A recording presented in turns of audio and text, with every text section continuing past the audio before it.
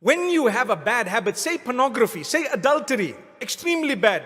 In the case of adultery, major sin. In the case of pornography, minor sin, but it's still a sin. And I want to tell you something.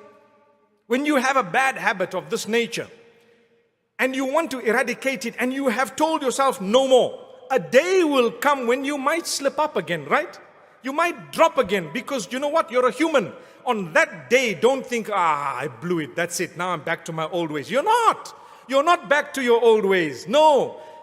If you blew it one day, at least you did better. You used to do it every day before. Now it happened today, but you're going to turn back to Allah immediately and say, you seek forgiveness once again, and you're not going to do it again, and you stop it. So the gap between your falling would be bigger and bigger until a day will come when you will totally stop it. You get the point? Shaitan makes you lose hope. So if you said, right from today, I'm not going to commit the sin anymore, and a month later you dropped, Shaitan says, you see, you're back to where you were. So then Shaitan might make you say, well, it's okay, now I'm just going to go back because you know what, I'm too weak and I just can't do this. No, you can. You can, you will, you shall, and you must. If you fell a month later, get up, seek the forgiveness of Allah. You might fall 6 months later. How's the gap? Bigger. Is that an improvement? It's like smoking 3 cigarettes from 30. You see, big improvement. After that, you might fall a year later. What happened? You must get up immediately and promise Allah that you're going to stop it and you're not going to do it again. That's the condition. Then you can eradicate that bad habit. Otherwise, if you're going to give up every time you fall, we all fall. We all fall, myself included. We are human beings. We will fall. Allah wants you to be dedicated. If you missed one salah, does it mean you must stop all your salahs? No.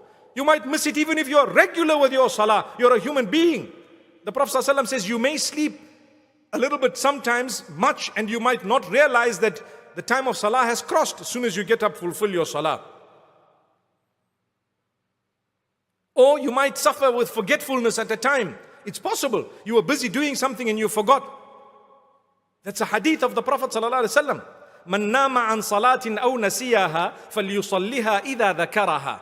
Whoever sleeps over a prayer or forgets a prayer should fulfill it or should do the qadha as soon as they remember, as soon as they can. It's a simple hadith. He didn't say that's a bad person because you're a human.